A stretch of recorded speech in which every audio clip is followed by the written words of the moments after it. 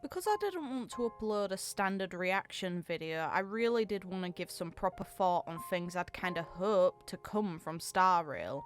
Unlike most who seem to have done it when there was a massive leak of MiHoYo's content, I avoided those leaks and are doing it completely blind, and I'm going to only rely on the official information for coverage of this game, because I have enough respect for the developers to want to support them the right way. We don't actually have that much official information to go off since we only have the trailer, which shows Carol and Welt/Joachim using potentially the second key. Because we don't see any actual gameplay, I kind of hope they're going to vary it up and change how the game plays compared to Honkai 3rd, which uses mission-based gameplay in stages, and Genshin, which is their most recent release, that uses an open world.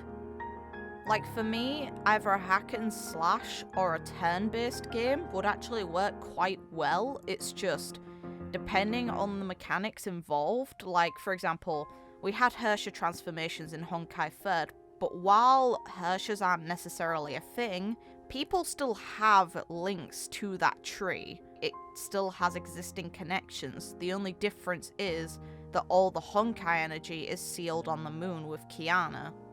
So it stands to reason that if the seal weakened or if Kiana accepted it, that those links could be used to siphon Honkai energy, meaning Herrscher transformations or abilities relating to Honkai would be possible.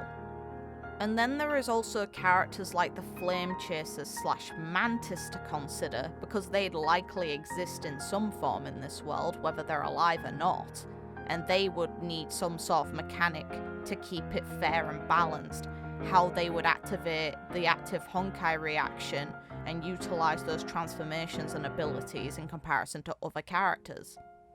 It's kind of funny, because for turn-based I imagine something like how Hyperdimension Neptunia handles its CPU's transformations. For story, I'm not going to outline a general plot, but I do want to see Kiana again. If this story is following post Honkai, then Kiana is currently sealed on the moon with Honkai energy. But if this takes place in another universe using the second key, then there's no guarantee the Kiana there is sealed on the moon. And even if she is still sealed, what she's sealing isn't just a destructive force based on what the anti-entropy light novel tells us. There it is referred to as imaginary internal energy, and is mentioned to have been an energy source for the previous civilization potentially. And we also know that all universes are tied to the imaginary tree. So, if this is imaginary internal energy, then it is naturally present within the imaginary tree, the thing that gives every existence in the universe life. Which implies how Honkai has come to exist as a harmful force against humanity is just a natural cycle of how that energy is meant to come and go. If the energy didn't end up harmful to mankind, Kiana wouldn't probably be sealing it on the moon, because we know that all she wants is to protect the beautiful world that the people she cares about have made her feel at home in. Now as for characters, I'd like there to be some playable male characters. So far into Honkai 3rd, we have had only one playable male character, and they're not even used in the main story. It is Adam. Since we are being shown Joachim, I want him to be playable, and I'd actually like to see other male playable characters. Since there have been other males in the series I have wanted to see as playable. Both Kevin and Sue from the Flamechasers, I wanted them playable in Honkai 3rd, and we'll see if that's ever implemented. Speaking of the Flamechasers, I'd like all of them to potentially appear in Star Rail.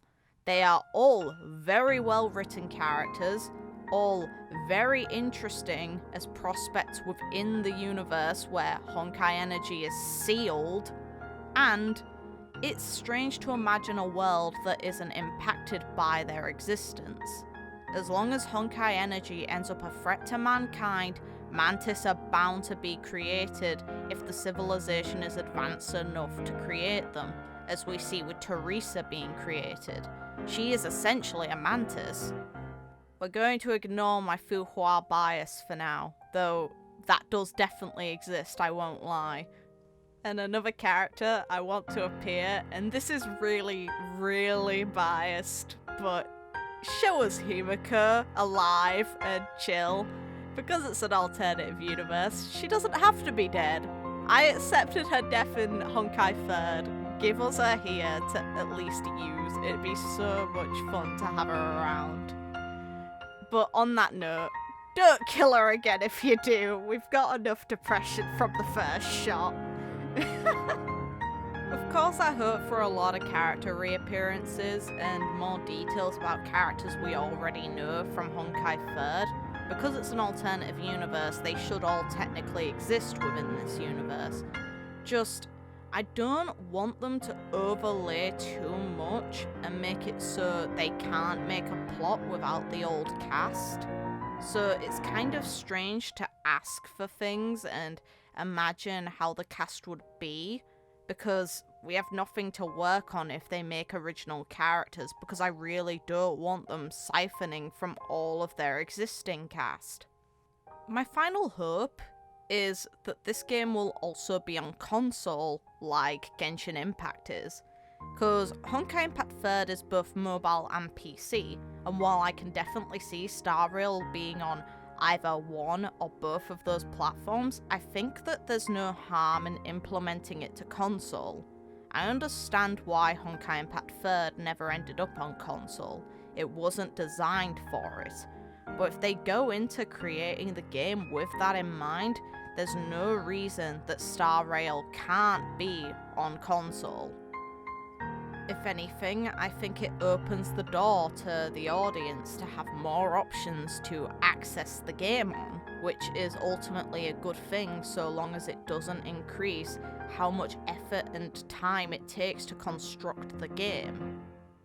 Either way, that's it for my list. Hopefully you guys had fun listening to my opinions on what could appear in this new game or should appear in this new game.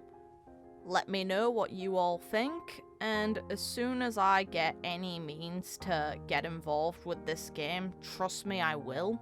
I have so much love for Honkai as a story, as a game, and that to me means that I'm probably going to follow it wherever it leads, even if I have a lot of issues with taking on so many potential gacha games at the same time.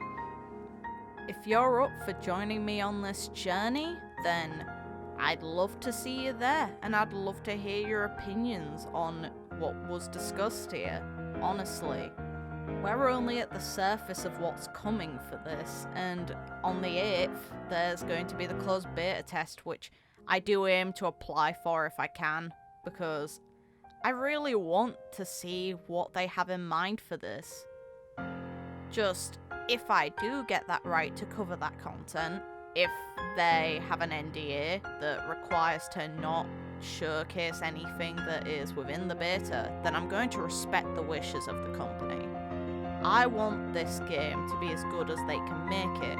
If good feedback and lack of pressure will accomplish that, then of course I'm not going to make their experience harder. Honkai Impact 3 allows beta test footage to be shared. Genshin Impact does not, so it's completely up to the company how they want to handle it, and however they choose to. I feel that we should all respect it. But that's just my personal opinion on the matter. Anyway, thank you all again for watching, and sorry I went on a bit of a ramble there, but it's something I do feel needs to be said. I'd appreciate if you all liked and subscribed, and I am honestly very, very curious about what you all think, and I'm also anticipating this game, so I'm anxious to talk about my views with other people about the game. Take care everyone, and see you next time.